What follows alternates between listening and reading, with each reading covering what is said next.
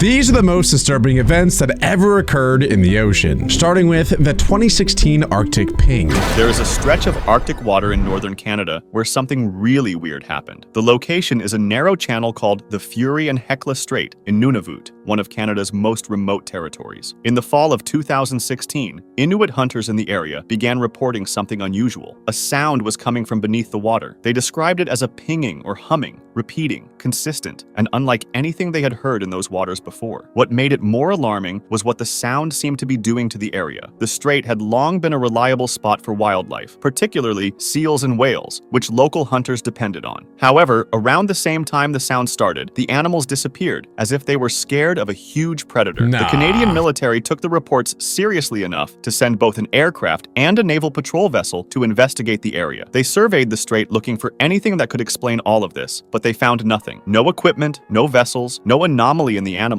no geological activity that could account for it. Several theories were put forward. Some pointed to a mining company that had been active in the broader region, but the company denied any involvement, and there was no evidence linking them to the sound. Others suggested it could be military sonar from a submarine, though no country confirmed operating one there. And also, why would that deter other animals from being there? Because, one of the stranger things that happened was all of the animals left the area, or perhaps died. I don't know. What annoys me about the situation, though, is how was it not recorded? I want to hear what the sound is, because if it's true that the pinging was going on and on and on for a long time, how did nobody record the pinging? Some researchers proposed it could be natural, caused by shifts in the seafloor or pressure changes in the ice. None of those explanations were ever confirmed. The sound just stopped on its own. Did the animals come back, though? So if the animals did come back after the pinging stopped, what would that mean? I think that would have to be an underwater monster. That's the only thing that would make sense if that were the case. I don't know if it's going to be like that for all of the events, but it seems as though a lot of these events may not even be resolved. Next up, though, we have the MV Joyita. The MV Joyita ship set out with 25 people aboard, a mix of crew members and passengers. The voyage was supposed to take about 2 days, heading to a small island group called Tokelau. However, the ship never arrived. A search was launched, but nothing was found, and after a while, the search was called off. Then,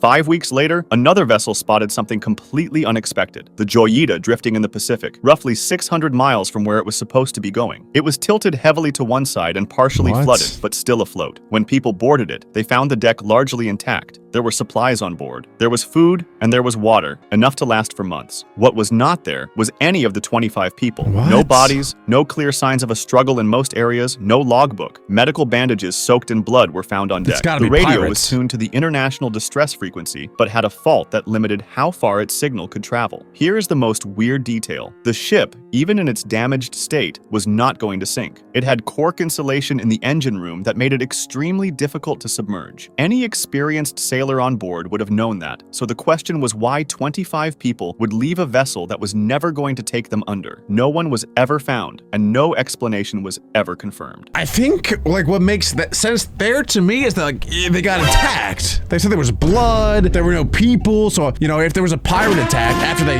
killed everybody, they'd probably just throw them overboard. So that makes sense to me. What doesn't make sense, though, is why pirates would attack that ship. Because it wasn't a ship that had really anything on it. It was a ship that was just, I guess, like a vacation ship to bring people to that island. The only thing that I could think of, which is very insidious, is the pirates took the people as captives and then maybe sold them to some sort of slave trade. I don't know, because that kind of stuff does still exist in really sketchy parts of the world. So maybe the people were the treasure in that case. But that's the only thing that makes sense to me, is they got raided by pirates and then kidnapped, essentially. Next up, we have the Shag Harbor crash. It looks like a UFO. What? On the night of October 4th, 1967, multiple witnesses along the shore of Shag Harbor, a small fishing village in Nova Scotia, Canada, reported seeing a large object with a row of bright lights descending at an angle toward the water. Some described the lights flashing in sequence before the object tilted and struck the surface with a loud impact. What followed was a patch of glowing yellow foam sitting on the water where it had gone in. The RCMP, which is Canada's national police force, responded quickly.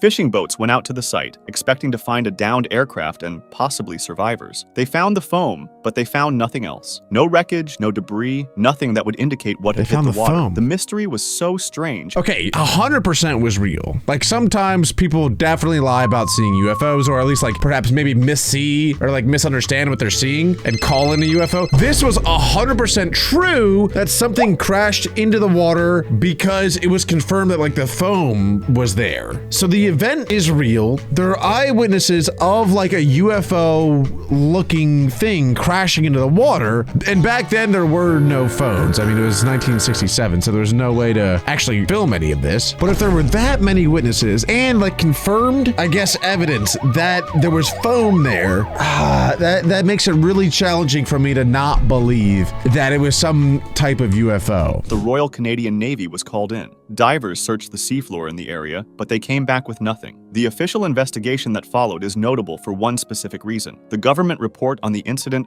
formally described the object as unidentified. Declassified Canadian government files confirmed that the investigation took place and that no explanation was reached. What descended into the water at Shag Harbor and where it went was never officially determined. What a lot of people say about aliens as well and UFOs is that they oftentimes do fly into the ocean, and there's some suspicion that aliens are living in the ocean, like deep down in there. And there's no real way for us to know because I believe there's a statistic that like we've only explored 5% of the ocean. So if they are down there, we literally would have zero idea if that's true or not. But like what could have happened here is like that UFO went into the ocean, and then I don't know why some foam would pop up, but then the UFO like move, you know, it would go to its home base. So that's likely why they didn't find anything there. I don't know, that one's freaking weird though. That one's crazy. In November 2004, the USS Nimitz Carrier Strike Group was conducting training operations off the coast of Southern California. The USS Princeton, a cruiser in the group, had been tracking unusual objects on its radar for about 2 weeks. Finally, on November 14th, 2 Navy fighter jets were sent up to investigate a contact the Princeton had been following. Commander David Fravor was one of the pilots. As he approached the designated area, he looked down at the ocean below and noticed something incredibly weird. A large area of the water surface, roughly the size of a Boeing 737, was churning and frothing white, as if something just beneath it was causing the water to boil from below. Above that churning water there was an object, white, elongated, roughly 40 feet long, with no wings and no visible means of propulsion. It was moving erratically, hovering over the exact spot where the water was disturbed. When Fravor descended toward it, the object reacted to his approach and then accelerated away at a speed he said was unlike anything he had encountered in his career. When it left, the water disturbance disappeared too. There are no official explanations for all of this. It's likely the craziest thing those officials have seen. Where is the footage for that though? Because those aircrafts are literally worth like $1 billion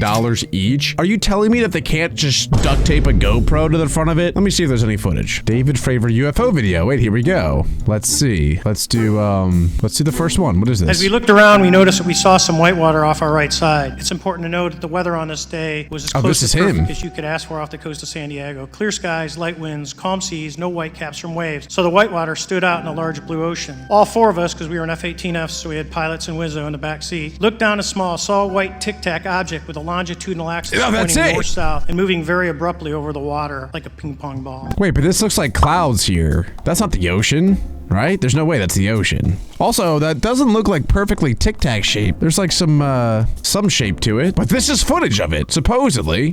No rotor wash or any sign of visible control surfaces like wings. Why is it in black and white, though? As we started clockwise towards the object, my Wizzo and I decided to go down and take a closer look with the other aircraft staying in high cover to observe both us and the tic-tac. We proceeded around the circle about 90 degrees from the start of our descent. The object suddenly shifted its longitudinal axis, aligned it with my aircraft, and began to climb. Our altitude at this point was about 15,000 feet, and the tic-tac was about 12,000. As we pulled nose onto the object, within about a half mile of it, it rapidly accelerated in front of us and disappeared. Our wingmen, roughly 8,000 feet above us, lost contact also. We immediately turned back to see where the whitewater was at, and it was gone also. That is insane. And he's like, I don't know exactly what situation he's in right now, but he's like declassifying that, like, you know, telling some sort of I don't know, court, government, something. And that's what I was saying earlier. Like, people say that these aliens live in our oceans. So maybe that Tic Tac thing was doing something, making all, you know, the bubbly, whatever was going on there. Maybe they were harvesting something in the ocean. I don't know, bro. I don't know. I don't know if I believe in aliens. I don't know what I believe, but there does seem to be a lot of evidence pointing to it potentially being true. Red devils swarm. Imagine being underwater and watching the darkness around you slowly fill with thousands of red flashes, moving toward you all at once. In Spanish, locals call them Diablos Rojos, which translates to red devils because of their ability to flash deep red across their entire body in an instant, which That's they do horrifying. when they're agitated or attacking. They are the Humboldt squids, which can grow up to 6 feet long and weigh as much as 110 pounds. They have sharp beaks, and the rims of their suckers are lined with serrated, tooth-like edges that cut into whatever they grab. They are fast, strong, and they do not hunt alone. But here comes the most disturbing part of all of this. They move in swarms, sometimes numbering in the hundreds or thousands. Researchers observing them have documented coordinated behavior during hunts, with groups working together to drive fish toward a point while others attack them. They communicate during these hunts using rapid, pulsing light patterns produced by their own bodies. Divers who have entered the water near active swarms have reported being grabbed, pulled downward, and in some cases dragged away from their boats. Equipment has been torn off. Several documented attacks on divers have required intervention to escape. They have also been expanding their range, now appearing in waters much further north than they were recorded even 2 decades ago. Bro, they kind of look like, they got wizard hats on, don't they? That's pretty funny. They look like, the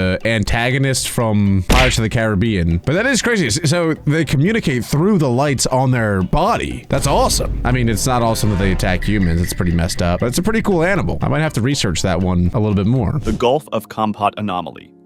Most underwater discoveries are explained fairly quickly. A shipwreck, a geological formation, a known natural process, etc. This one, however, has been unresolved for over 2 decades, and it could actually change what we know about human civilization. In 2001, a team from India's NYOT was conducting surveys in the Gulf of Khambhat, primarily looking at pollution levels in the water. They were using sonar equipment to scan the seafloor when they picked up something unexpected below them. The images showed large structures sitting on the bottom of the Gulf, about 130 feet underwater. Like a city? The formations appeared organized with what looked like walls, open areas, and a layout that seemingly did not match the random shapes of natural rock. 2 sites were identified, each stretching several miles in length. The team sent equipment down to collect samples from the area, and what came back up shocked everyone. Pottery fragments, carved pieces, construction materials, and even human bones and teeth. Some of the recovered material was sent for carbon dating, and the results suggested an age of approximately 9,500 years. If that date is accurate, the structures would predate every known ancient civilization on record, including the earliest cities in Mesopotamia, which are considered the oldest confirmed urban settlements. There's some controversy around all of this. Some scientists pointed out that the method used to collect samples could not guarantee the artifacts came directly from the structures, and some geologists argued the formations might be natural, shaped over time by underwater currents. No formal excavation has ever been carried out at the site. The structures are still there, and they have never been conclusively identified as either man-made or natural. Bro,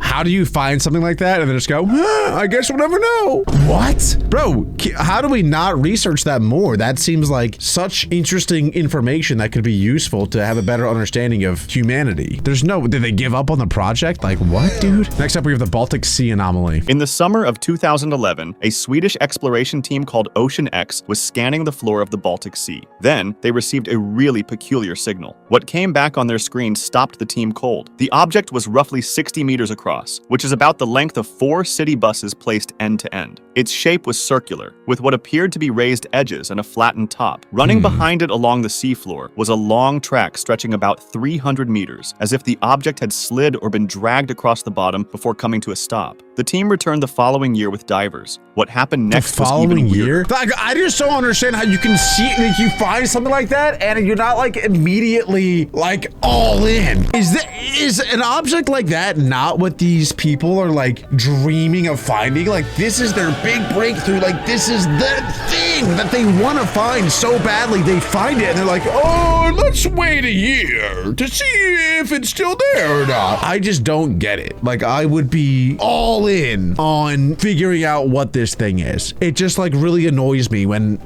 we're not doing more. Actually, I should, no hate, by the way, no hate on scientists. I respect what they do. Keep going. You guys rock. You are the foundation of the world. Without you, we're nothing. But at the same time, it's like, bro, come on. Whatever. Anyway, what is this thing? Divers and equipment got within a certain distance of the object, electronic devices began to malfunction, cameras cut out, and satellite phones stopped working. When the team moved away from the object, everything functioned normally again. Samples were collected from the surface of the object and sent for analysis. The results showed materials consistent with certain types of rock formations, which led to conclude it was likely a natural glacial deposit shaped by thousands of years of ice movement and pressure. However, that explanation does not fully account for the reports of electronic interference from the divers. The Baltic Sea anomaly has this main theory, but it has never been fully excavated or officially closed as a 100% solved case. It's never been excavated? Did he seriously just say that? Oh my god, dude. Like, I'm about to... Whew. I just don't understand how that's possible. I don't understand how that's possible because, like, that is the thing that these people